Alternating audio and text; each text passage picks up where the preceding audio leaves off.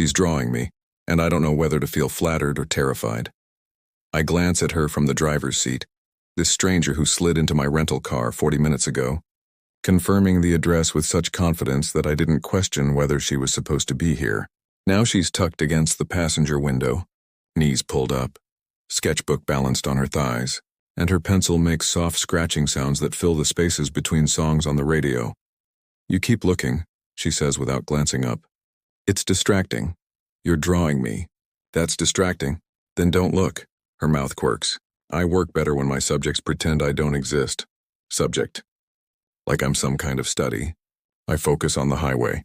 10 hours from Seattle to San Francisco because I'm too cheap for a last-minute flight and too proud to admit I'm afraid of flying.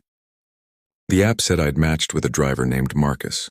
This woman is definitely not Marcus, so I say, "Where's Marcus?" She finally looks up and her eyes are the color of smoke. "Who's Marcus?" "The driver. The one I'm supposed to be carpooling with." "I'm not carpooling with Marcus." She tilts her head. "I'm carpooling with—" "Let me check." She pulls out her phone, scrolls. "Dylan Chen, that you?" My stomach drops. "You're the passenger? You're the driver?" We stare at each other. Then she laughs, this full-body, helpless sound that makes me want to pull over and demand answers or join in. I can't decide which. "Oh my God." She breathes. "We're both passengers. That's impossible. Check your app." I do. And there it is. Matched with passenger Sierra K, departure 7 a.m. Except it's 8:30 now and somewhere in Seattle. There's a rental car with the actual driver wondering where the hell his two passengers are. "We stole someone's car," I say. "We borrowed it." She's still smiling, and it's criminal how calm she is. "Technically, you stole it. I just got in. You confirmed the address. You asked if I was ready to go." She leans forward, animated now. What was I supposed to say? "Sorry, stranger, but are you sure you're my carpool buddy?" I should turn around. "Drive back, fix this." But Sierra's looking at me like this is the best mistake she's made all year. And something in my chest, something reckless and tired of being careful, whispers, "Keep driving, we're already an hour out," I say slowly. And San Francisco is 9 hours away. The real driver probably reported this stolen by now. Probably. She doesn't sound concerned. Or maybe he's driving to San Francisco with 2 other confused passengers and we're all living some cosmic rideshare roulette. I laugh despite myself. "You're insane. I'm spontaneous." She returns to her sketchbook. There's a difference. I should feel guilty. I should definitely feel more panicked. Instead, I feel alive in a way I haven't in months. Not since the layoff, not since my ex took the apartment and the dog and every ounce of certainty I'd built my life around. This woman beside me is a natural disaster in human form, and I'm driving straight into the storm. "So what do I call you?" she asks. "Besides car thief?" "Dylan, you're Sierra. Just Sierra. No last names." She meets my eyes. "More fun that way. Why?" "Because—" She considers this, pencil poised.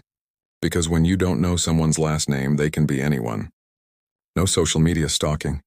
No finding out I'm someone's ex-wife or that you have a criminal record or that we have 17 mutual friends who'll ruin the mystery. I don't have a criminal record. Yet." She grins. "Give it 10 hours. The highway stretches ahead, empty and infinite.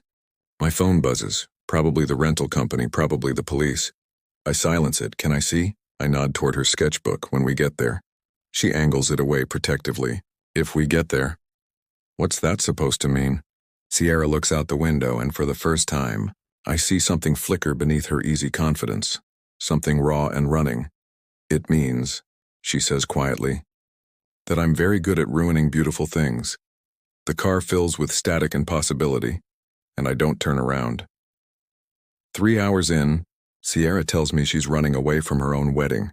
She says it casually, like she's commenting on the weather, while we're stopped at a gas station outside Portland. I'm filling the tank, our tank, because somewhere in the last 100 miles, I've stopped thinking of this as theft and started thinking of it as ours, and she's inside buying snacks. When she comes back, arms full of chips and chocolate and terrible coffee, she just drops it. "I was supposed to get married yesterday.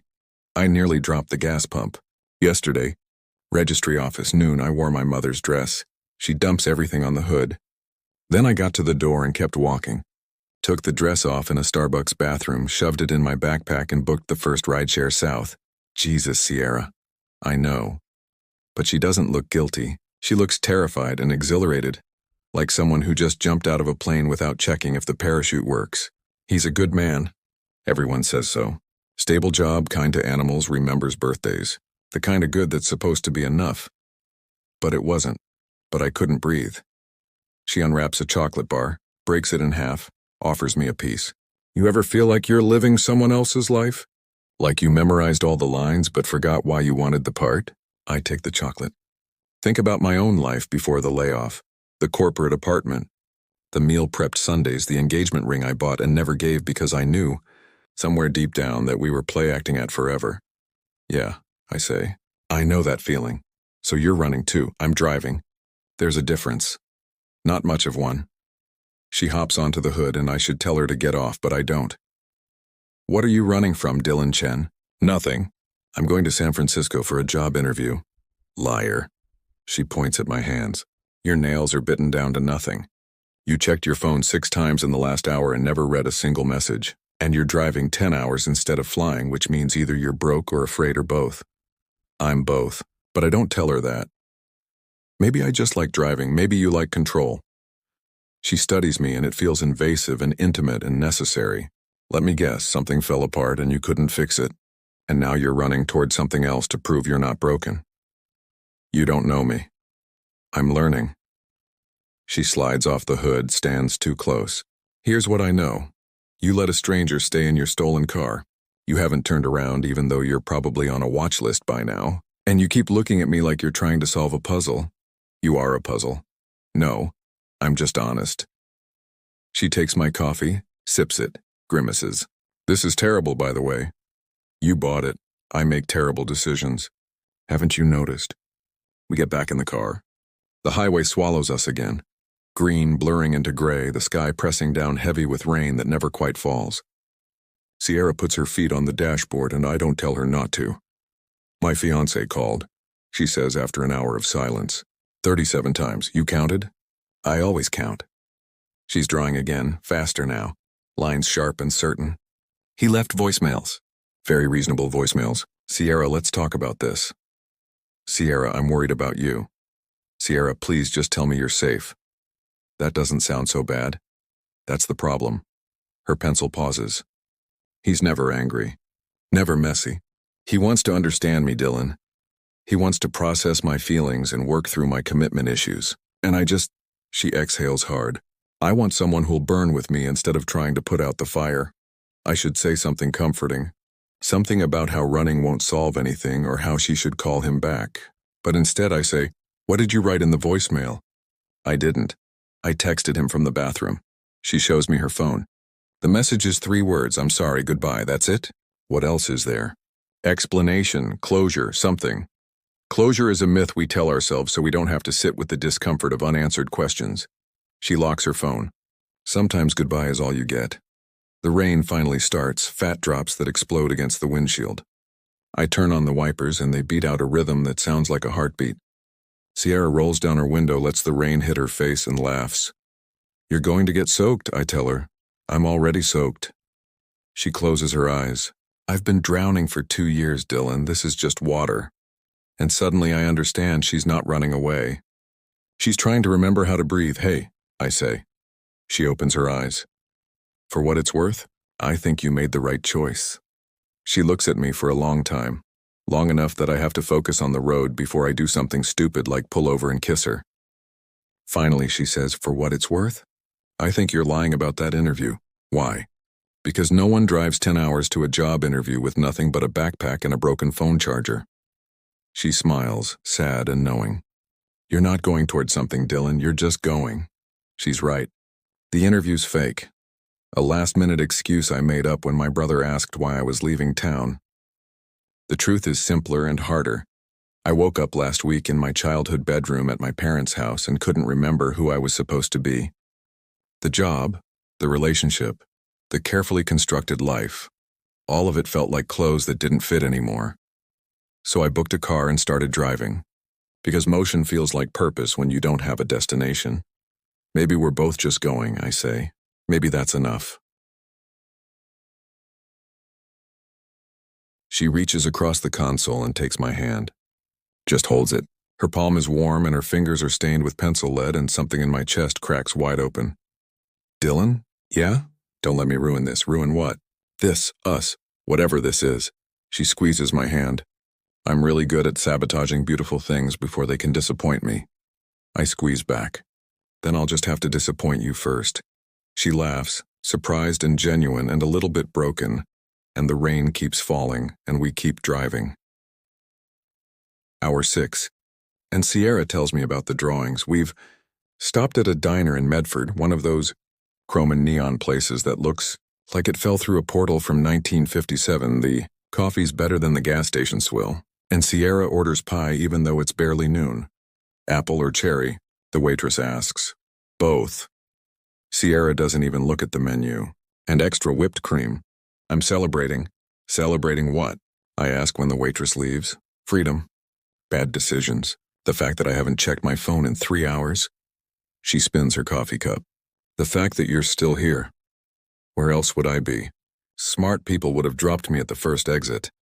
Called the cops on yourself. Taken the consequences like an adult. She leans forward. But you're still driving. Why? Because you make me feel reckless. Because for the first time in a year, I'm not thinking 3 steps ahead. Because when you laugh, it sounds like permission to stop pretending. Because I'm curious, I say instead. About the drawings. You've been sketching me for 6 hours and I still haven't seen them. Something shudders in her expression. They're not ready. You filled half that sketchbook. They're private. You're drawing me. How private can they be? You'd be surprised. But she pulls the sketchbook closer, protective. I draw what I see, and sometimes what I see is uncomfortable. Uncomfortable how? Like, she pauses, choosing words carefully. Like the way you grip the steering wheel when you're anxious. Or how you smile with your mouth but not your eyes. Or the way you looked at me when I told you about the wedding. Like you understood more than you were saying. The pie arrives. Sierra cuts into both slices simultaneously, mixing apple and cherry with the deliberate chaos of someone who's given up on following rules. I draw people the way they are when they think no one's watching, she continues. The real them. The scared them. The lonely them. She takes a bite, chews thoughtfully. I draw the truth. And what's my truth? That you're tired of performing. She meets my eyes. That you came on this trip because you needed to disappear just for a little while. That you're terrified of what happens when we get to San Francisco, and you have to decide whether to keep running or finally stand still. I should deflect, laugh it off, change the subject. But something about the way she's looking at me like I'm a puzzle she's already solved but is kind enough not to announce, makes me honest. I got laid off 6 months ago, I say. Tech company. Budget cuts. They said it wasn't personal, which is corporate speak for you're replaceable.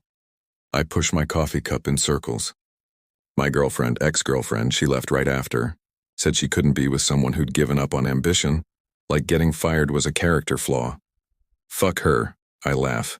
Yeah, except she wasn't wrong. I did give up. Moved back in with my parents. Spent 3 months applying to jobs I didn't want. Stopped answering texts. Stopped pretending I had my shit together. I look at Sierra. Yesterday I woke up and realized I couldn't remember the last time I wanted to be alive. Not just alive enough to get through the day. So I booked this car and left. No destination? San Francisco sounded far enough. Sierra nods slowly like I've confirmed something she suspected. You know what I think? What? I think we're both running from the same thing. She pushes her plate aside, leans in. We're running from the people we're supposed to be. The ones who make good choices and have stable lives and don't steal cars or abandon weddings or drive 10 hours with strangers. Her voice drops. We're running from the versions of ourselves that everyone else needs us to be. And what do we need to be? I don't know. But I know it's not that. The diner hums around us. Dishes clattering, coffee brewing, the low murmur of people living their ordinary lives. And here we are, 2 disasters sharing pie, pretending we're not about to combust. Sierra? Yeah? Why did you really get in my car this morning? She's quiet for a long moment. Then, because you looked lost. And lost people don't judge other lost people. You could tell that from one look. I'm good at reading people. She smiles, but it doesn't reach her eyes. It's the only thing I'm good at. That's not true, isn't it? She gestures at herself. I'm 31 years old. I have a degree in fine arts that I've done nothing with. I work 3 part-time jobs because I can't commit to anything long enough to build a career. I left a good man at the altar because I couldn't handle being chosen. Her voice cracks. I'm a professional disaster, Dylan, and the worst part is, I'm not even trying to fix it anymore. I reach across the table, cover her hand with mine. Maybe you're not supposed to be fixed. Everyone's supposed to be something. Maybe you're supposed to be exactly this. I squeeze her hand. Messy and honest and brave enough to walk away from things that don't fit. She looks at our hands, then at me. You don't know me. I'm learning. Remember? For a moment, I think she might cry. But instead, she flips open her sketchbook and turns it toward me. The drawings take my breath away. She's captured everything. My hands on the wheel, white-knuckled and tense. My profile in the gas station, staring at nothing. My smile, hollow and practiced. But there's more. Versions of me I've never seen. Me laughing at something she said, head thrown back, genuinely joyful. Me looking at her when I think she's not watching.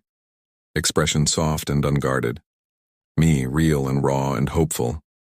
This is what I see, she says quietly. Someone who's trying so hard to hold it together that he's forgotten how to fall apart. Someone who deserves to be a disaster for a while. I can't speak, can't move, can't do anything but stare at these drawings, at proof that someone sees me, really sees me, maybe for the first time. Sierra, don't. She closes the sketchbook. Don't say something you'll regret when we get to the airport and this is over. What if I don't want it to be over? Then you're even more of a disaster than I am. But she's smiling now, real and wide and devastating. And I'm kind of okay with that. We pay the bill, split it evenly like we're equals in this mess, and head back to the car. The afternoon sun breaks through the clouds, painting everything golden impossible. 4 more hours, Sierra says as we merge onto the highway. 4 more hours, I repeat. Neither of us says. And then what? Because we both know the answer. And neither of us is ready to face it yet, hour 9. And everything falls apart. It starts with a phone call.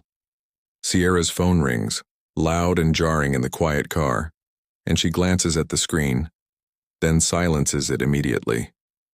But I've already seen the name James. Your fiancé? I ask, ex-fiancé. But her voice is tight.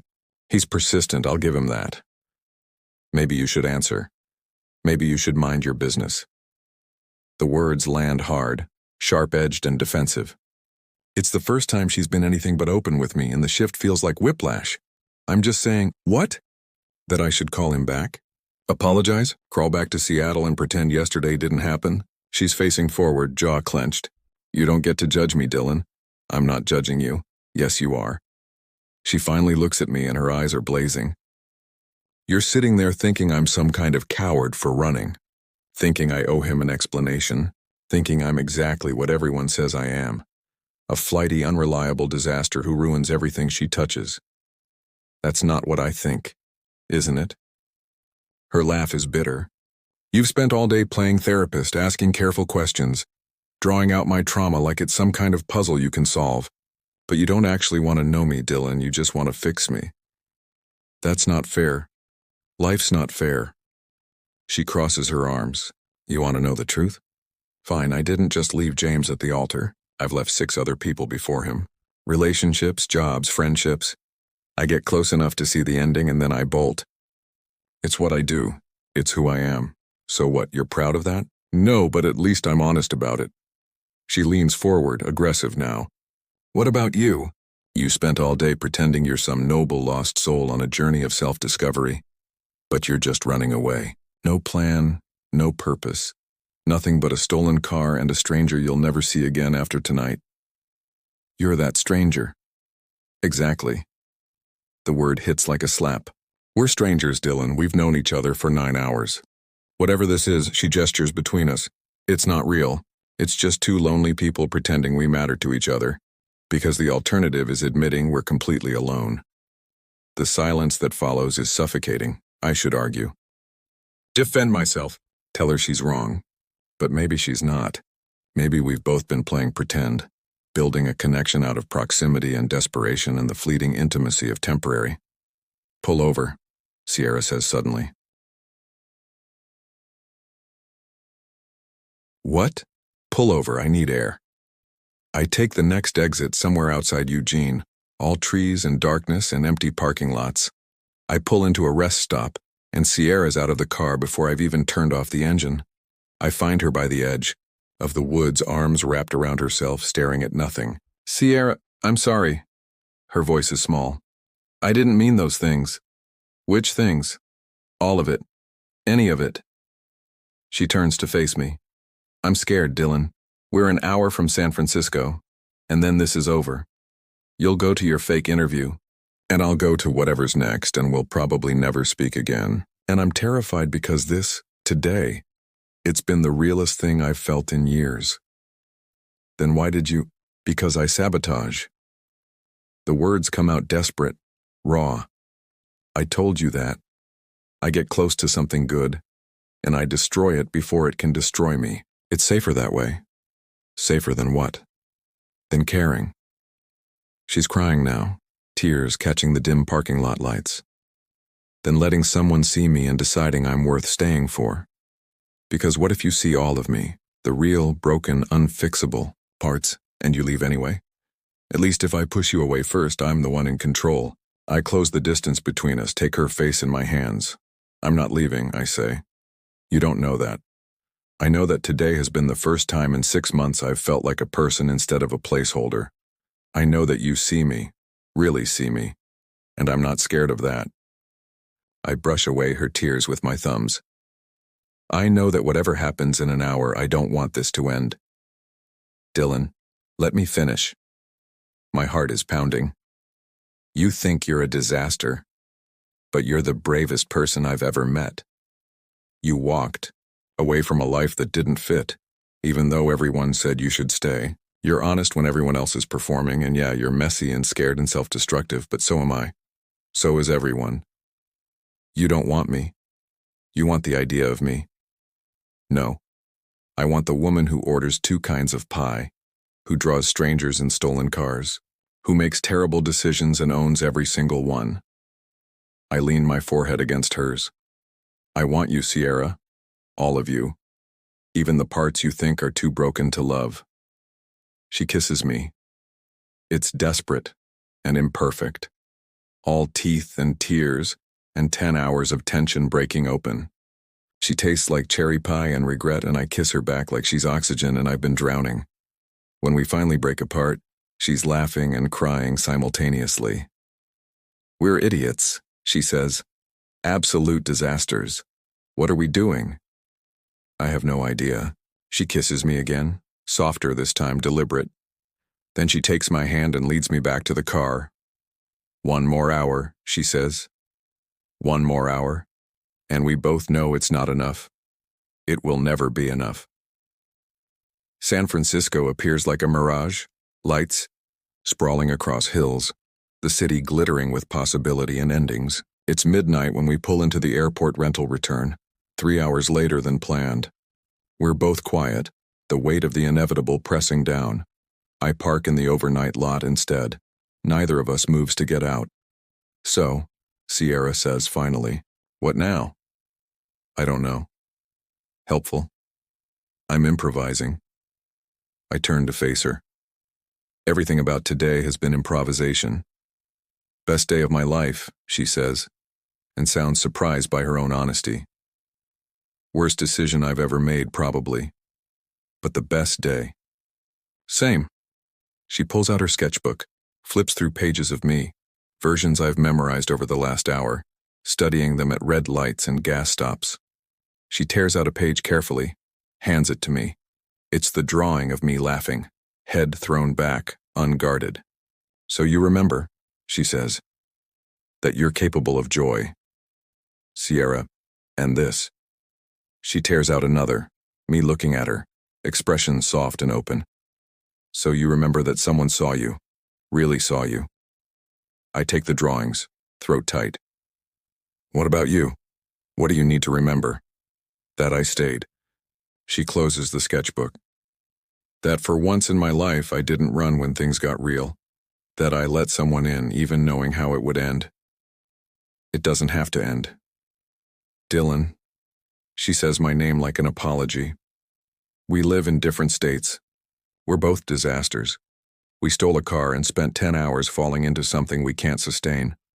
This was always temporary. It doesn't feel temporary. No. Her smile is sad and certain. It doesn't. But that's the thing about moments. They're perfect because they end. If we tried to make this into something more, we'd ruin it. We'd disappoint each other.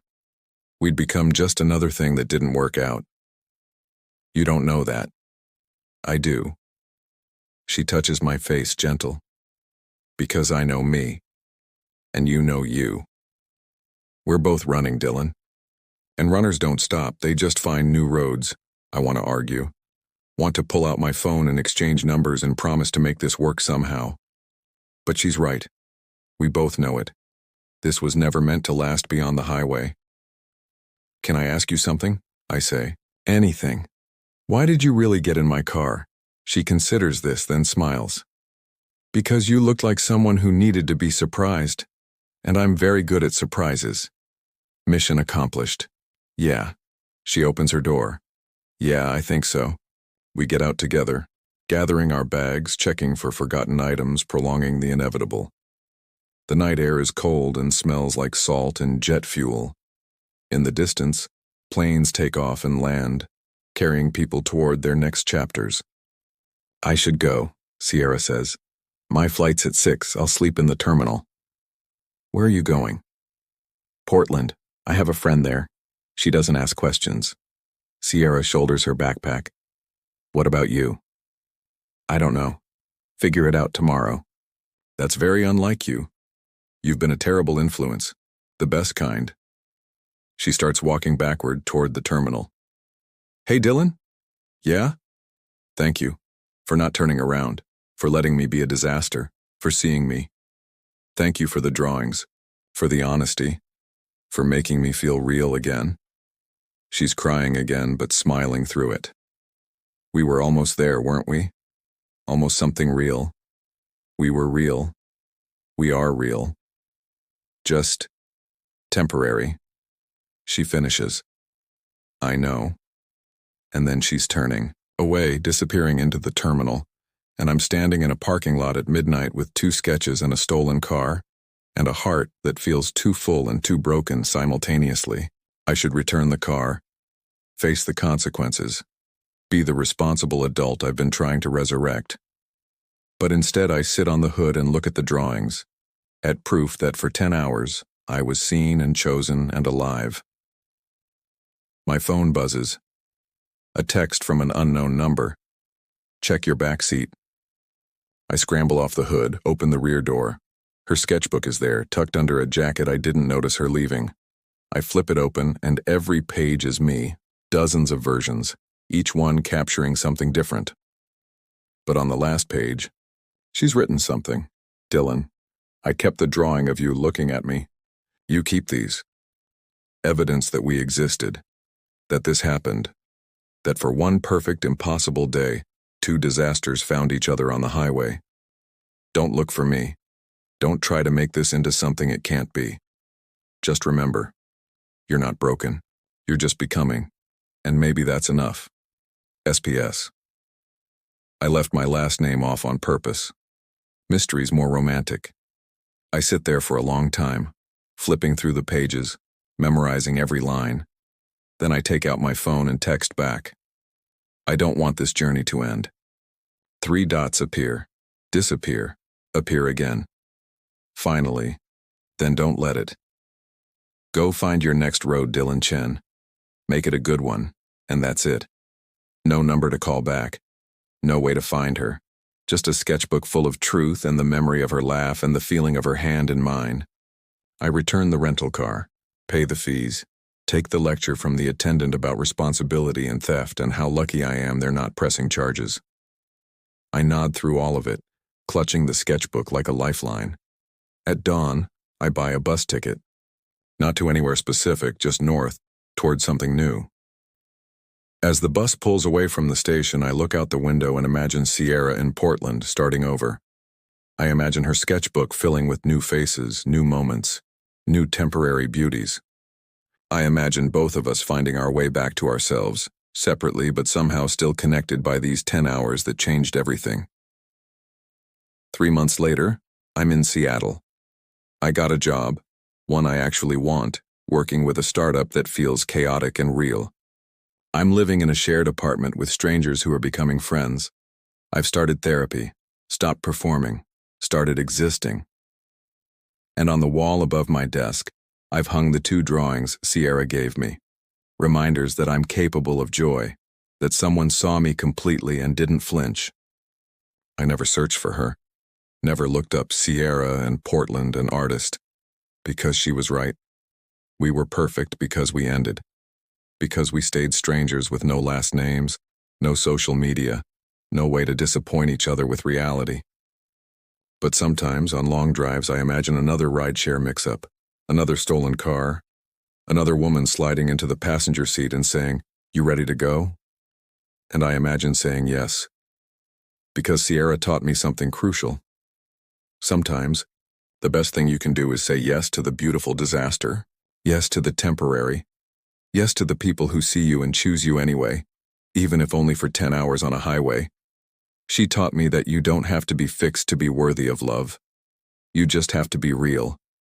And wherever she is now, whatever road she's running down, I hope she knows our journey didn't end at that airport.